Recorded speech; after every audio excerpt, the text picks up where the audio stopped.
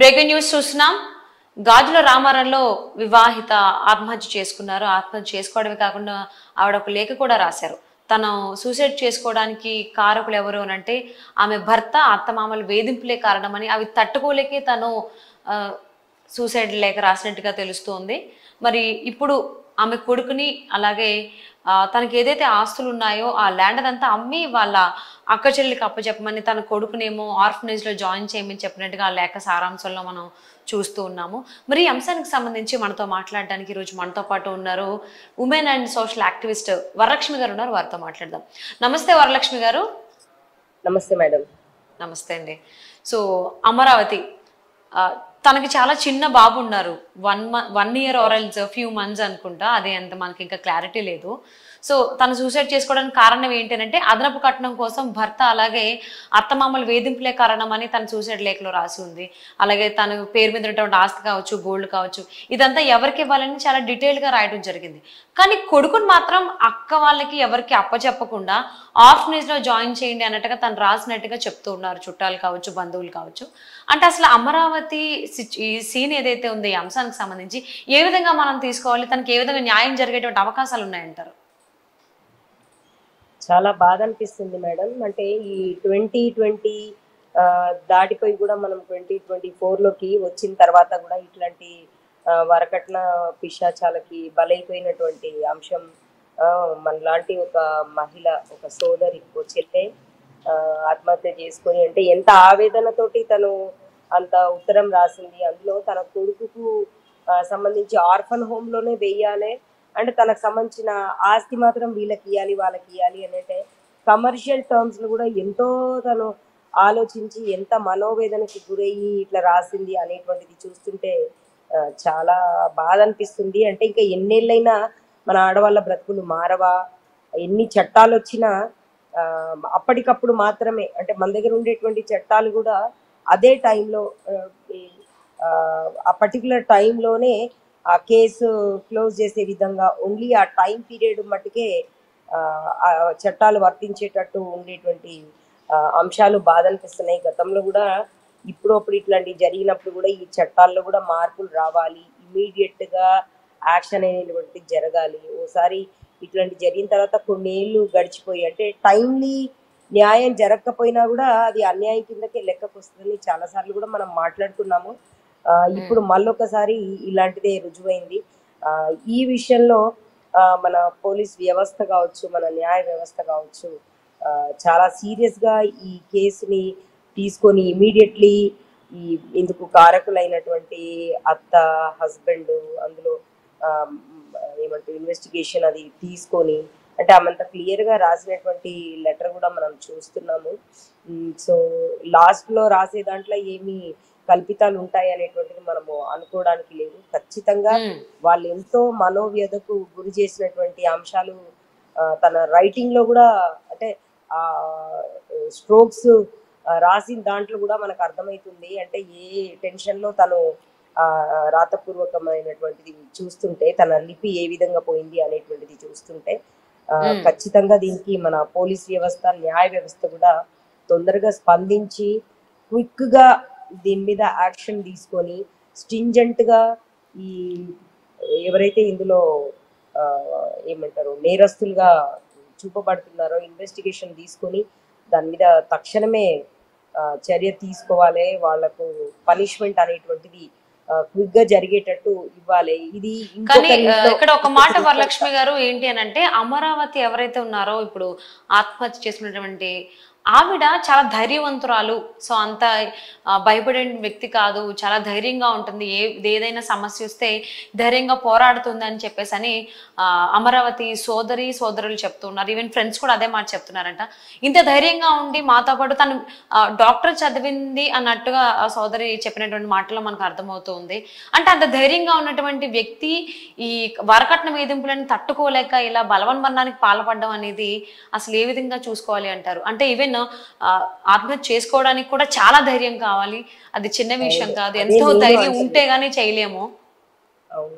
నిజంగానే తను చాలా మొండిది, ధైర్యవంతురాలని వాళ్ళు చెప్తున్నటువంటి విషయాలు చూస్తున్నాము.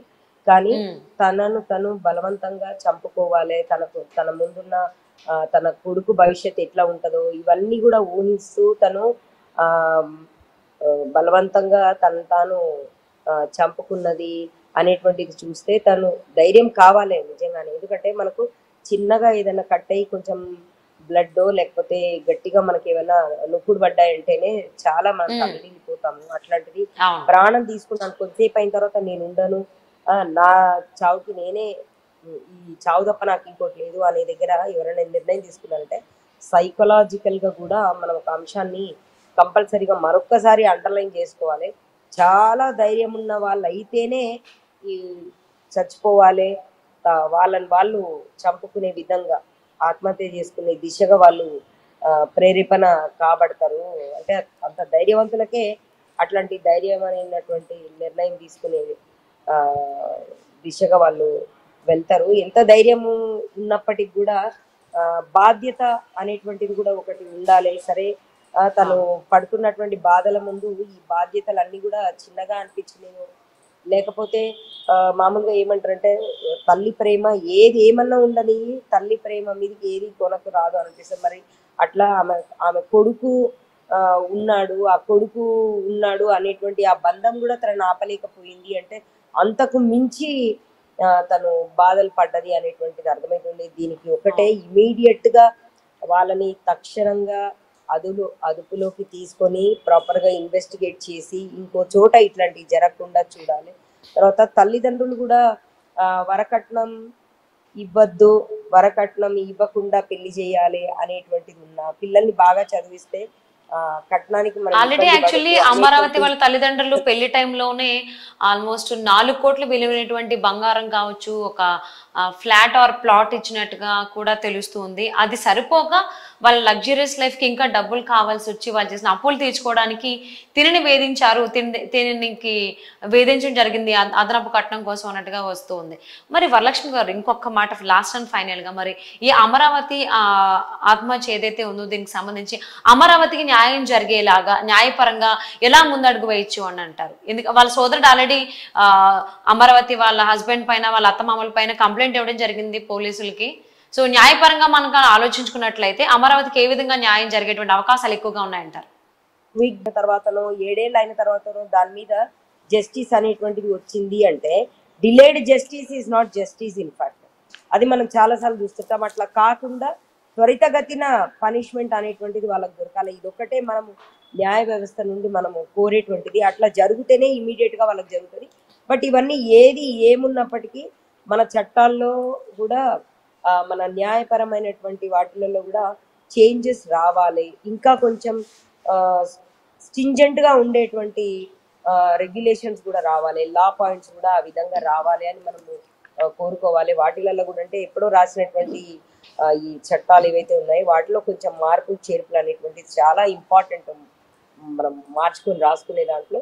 బట్ ఇప్పుడు ఇంత తొందరగా అవన్నీ పాసిబుల్ కావు కాబట్టి అట్లీస్ట్ ఇట్లాంటి కేసు వచ్చినప్పుడు త్వరితగతిన దాన్ని క్లోజ్ చేస్తూ ఈ పనిష్మెంట్ దిశగా ఇచ్చేటువంటి న్యాయంగా జడ్జిమెంట్ వచ్చేటువంటి విషయాన్ని చాలా క్విక్ గా తీసుకోవాలి. ఎట్లయితే మనము ఈ పోక్సో ఇవన్నీ కూడా మనం తీసుకుని తొందరగా క్లోజ్ చేసేది ఏదైతే చూస్తామో అలాంటి యాక్ట్ ఈ విషయంలో కూడా తొందరగా జరిగేటట్టు మనం రిక్వెస్ట్ కూడా చేయాలి న్యాయ వ్యవస్థని. అట్లానే డిమాండ్ కూడా చేసేటువంటిది. అంటే ఆకాశంలో సగం ఉన్నాము కానీ ఈ సగంలో ఉండే వాళ్ళు ఇంత అన్యాయంగా బలైపోతున్నారు అని అనుకుంటే, ఇప్పుడు కాలుంకర్ ఉందా లేకపోతే చేయంకర్ ఉందా, చదువుకోలేదా, చూడడానికి బాగాలేదా అంటే ఇట్లాంటి ఏవి లేవు. వీటన్నిటికీ పైగా కట్నాలు కూడా వాళ్ళ కోరినంత కట్నాలు కూడా ఇచ్చి చేసి ఈ కడుపు కోత అనేటువంటిది అసలు భరించలేనిది.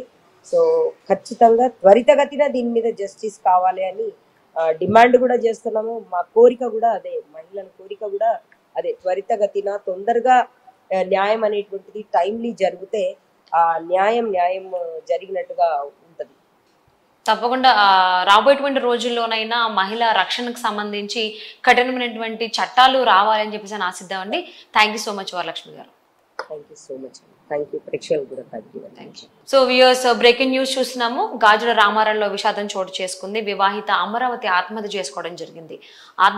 ఆత్మహత్య లేఖ కూడా ఆవిడ రాయడం జరిగింది. సో అందులో చూసుకున్నట్లయితే ఆవిడ ఆత్మహత్య చేసుకోవడానికి కారణం వాళ్ళ హస్బెండ్, అలాగే అత్తమామలు అన్నట్టుగా తెలుస్తుంది. సో కొడుకును అయితే ఆర్ఫనేజ్ లో జాయిన్ చేయమని, తనకు ఇచ్చినటువంటి పెళ్లి సమయంలో ఇచ్చినటువంటి గోల్డ్ ఏదైతే వస్తున్నారో అమరావతి సోదరి కావచ్చు, సోదరుడు కావచ్చు, ఈవెన్ తల్లిదండ్రులు కూడా అనుమానాన్ని వ్యక్తం చేస్తున్నారు. తన అంత ఈజీగా ఈ విషయాన్ని వదిలిపెట్టదు, చాలా ధైర్యంగా పోరాడుతుంది. చాలా ధైర్యం గల అమ్మాయి అమరావతి. అమరావతి ఇలా ఆత్మహత్య చేసుకోవడం అనేది మాకు చాలా అనుమానాలు రేకెత్తిస్తుంది అన్నట్టుగా వాళ్ళు చెప్తూ ఉన్నారు. సో ఇది వాళ్ళ updates. Keep watching wild work TV.